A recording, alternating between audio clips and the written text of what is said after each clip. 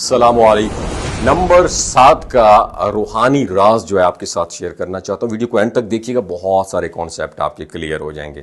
ذرا لمحہ بھر کے لیے رک کر سوچئے گا، کبھی آپ نے غور کیا ہے کہ عدد 7 فگر جو ہے ہماری زندگی میں کتنی بار اور کتنے مقامات پر آیا ہے؟ ایسا لگتا ہے جیسے قدرت نے 7 کے فگر میں ہندسی میں کوئی خاص سیکرٹ چھپا کے رکھا ہوا ہے۔ صبح کے وقت 7 اجوا کھجوریں کھانے کا جو عمل ہمارے نبی صلی اللہ علیہ وآلہ وسلم نے بتایا، وہ صرف سنت نہیں بلکہ روحانی اور جسمانی تحفظ کا ایک کامل نسخہ ہے، کیونکہ جس نے وہ کھجوریں کھا لیں اس پر جادو کا اثر نہیں ہوتا۔ لیکن سوال یہ ہے 7 کیوں؟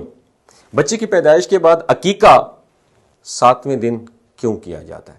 قرآن پاک میں 7 منزلیں کیوں رکھی گئی ہیں؟ اور بیت المعمور جو 7ویں آسمان پر ہے، اس کا طواف کرنے والے فرشتوں کی تعداد روزانہ 70,000 کیوں ہے؟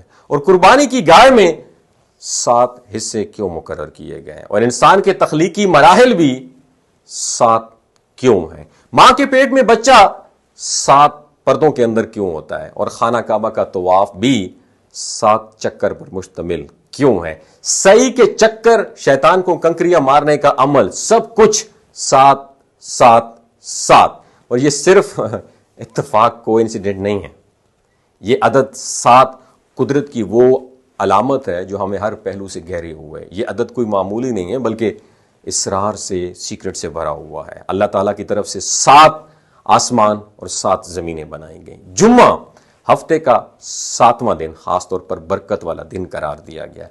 یہی وہ دن ہے جس میں اللہ تعالیٰ نے عرش پر استراحت فرمائی۔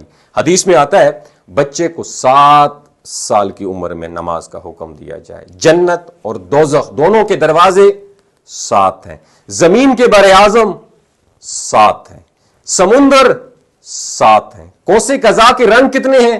7 ہیں، جس سے دنیا کے تمام رنگ وجود میں آتے ہیں۔ اور یہ عدد ہم سے بار بار ریکویسٹ کر رہا ہے، ہم سے بار بار ریپیٹ کر رہا ہے، بولتا ہے، ہمیں بلایا جا رہا ہے کہ آؤ قدرت کے سیکرٹ کو سمجھو۔ اور اب آئیے اس روحانی عمل کی طرف جو آپ کی زندگی کو بدل سکتا ہے۔ آپ نے کرنا یہ ہے، ہر روز سورہ فاتحہ جو کہ 7 آیات پر مشتمل ہے 7 بار پڑھنی ہے، اور یہ عمل 7 دن مسلسل ریپیٹ کرنا ہے۔ لیکن صرف تلاوت نہیں، نیت کے ساتھ آپ نے زندگی کے 7 بڑے مسائل جو آپ کو پریشان کرتے ہیں ان کے حل کی نیت کرنی ہے۔ یاد رکھیے، بندہ جیسا اپنے رب سے گمان کرتا ہے ویسا ہی وہ پاتا ہے۔ اس لیے یقین کامل کے ساتھ، دل کی گہرائی کے ساتھ نیت کیجئے، اللہ رب العزت 7ویں آسمان 7 زمینوں سے اپنی رحمت، برکت اور فضل آپ تک پہنچائے گا۔